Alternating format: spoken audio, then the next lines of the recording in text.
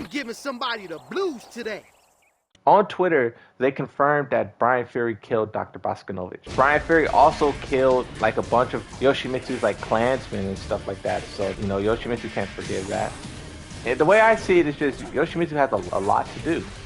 This guy has been doing nothing for the past 3-4 games, and all of his problems is stacking up. Honestly, what Yoshimitsu should have done is killed the original Kunimitsu. See, that's the thing, right? She broke the code. She tried to steal Julia Chang's amulet, which that goes against the code, and it's like, all right, you're not supposed to do that. But once she leaves and then comes back for the sword, that's when Yoshimitsu should have killed her. There's no way she should have been able to walk away from that. You can't break the code, and then once you get kicked out of the clan, you're like, okay, now I'm gonna take the clan's most prized possession. No. Yoshimitsu should have killed her.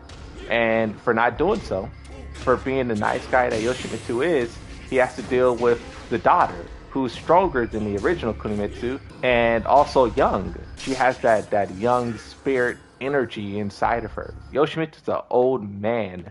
He's probably the same age as Paul Phoenix, if not older. He put himself and his clan in a bad situation, all because he wants to be Mr. Nice Guy. That's a situation that should have been dealt with a long time ago. Does a person that takes the sword have to be a good person? What if a bad person takes the sword? You don't have to be a good person or a bad person to take the sword. And there's a few retcons about the sword. Once you take the sword out of its holster, you cannot reholster it until you kill someone with it. That is how the sword used to work, but that has been retconned. That's why Yoshimitsu's always depicted as holding the sword. Yes, because he's like, you know, the sword guy, but also because you can only put it away until you kill someone. So he would just hold the sword all the time until he kills someone. But like I said, that's been retconned. Now the sword just goes in and out without, you know, having to kill anyone. That's why he had two swords. Yeah, exactly. Blind Eye is right. That's exactly why Yoshimitsu has two swords, because sometimes he didn't want to pull out the other sword. That's exactly why he had two swords. Oh, the sword takes over the user's mind in a sense. The sword is kind of evil. So the sword is hungry, and the way you feed it is by killing people.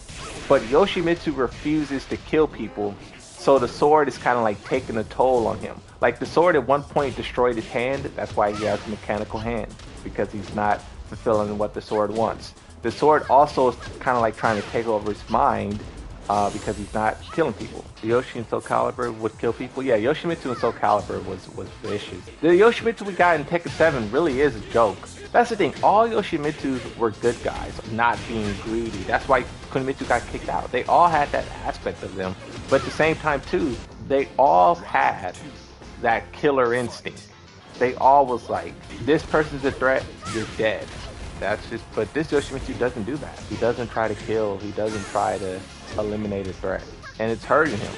Like, not only is the sword hurting him, but his enemies is now coming back. What I think they should do for Yoshimitsu is kill him. I think that the Yoshimitsu we have now should die, and they get replaced by a new Yoshimitsu. Because that's what happens. So this is how the whole Maji clan works. You have, let's say you have one Yoshimitsu who's in charge, and then for whatever reason they're no longer capable of leading. So you have the second in command kill the current Yoshimitsu with the sword. They kill him with the sword, and then they themselves become the new Yoshimitsu. And I think we should see that kind of ritual. Imagine if we saw something like that, a ritual like that in Tekken 8. Imagine how powerful that would be. That's literally what they're all about. And it's all about maintaining that image of immortality. A lot of the characters think Yoshimitsu is immortal. They don't know that it's different characters. Every single Yoshimitsu will have to get their hand chopped off. Let's say if one of the Yoshimitsus ends up losing an eyeball, every other Yoshimitsu will also, because it's all maintaining that image of this is the same guy, this person's immortal.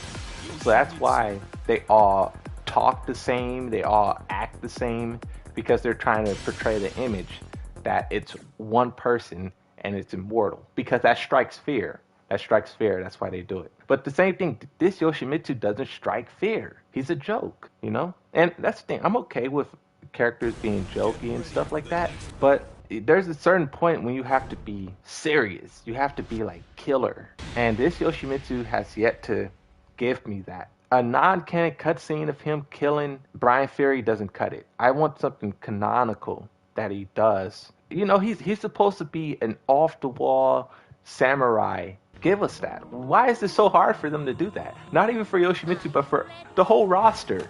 These characters are supposed to be martial arts masters. Hopefully Tekken 8 does it, because it's a lot of missed opportunities. Yeah, the character, the concept of Yoshimitsu, the character of the Maji clan is really interesting, but wasted potential, you know? Brian should kill Yoshi, and the next Yoshi kills Brian. I think Kunimitsu should be the one. This is how I would do it. The new Kunimitsu should have a fight with Yoshimitsu for the sword. Kind of how we see in the trailer. The trailer's not canon, but we should see something like that, where Kunimitsu fights Yoshimitsu for the sword, and let's say she ends up like stabbing Yoshimitsu. She doesn't like kill him, but she like wounds him. She takes the sword and then she leaves. And then you could have like another Maji clan member show up, and they just find Yoshimitsu like he's bleeding, like he's like up against a tree, and he's just like sitting there. And then that's like where he dies. And then the person who found him becomes the new Yoshimitsu.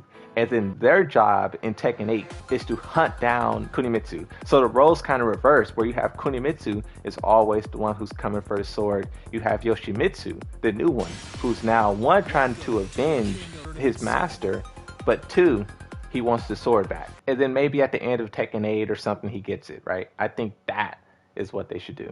That's a story.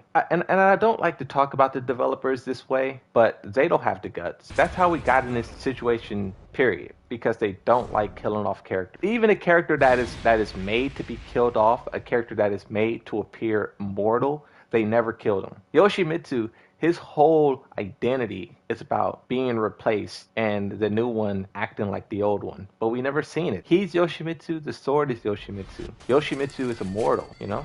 That's what it's supposed to be. They're just too afraid to kill characters. Every character that they possibly killed, they're always rumored to still be alive or missing, or like Michelle. I saw someone in the chat talking about Michelle just a second ago. Michelle should have been killed off by Ogre. Or not Ogre, Heihachi. It should have been confirmed, and that's why you have all these years later people saying, bring back Michelle, I know she's alive. Yeah, they gotta get creative with these characters, man. Enough of this. We're just gonna keep doing the same thing. Think of all the character loyalists out there who buy the game specifically because they like one character. Like, that's how I was before I started doing YouTube. I used to only care about Yoshi, Kunimitsu, and Brian. And those characters because they all related back to Yoshi.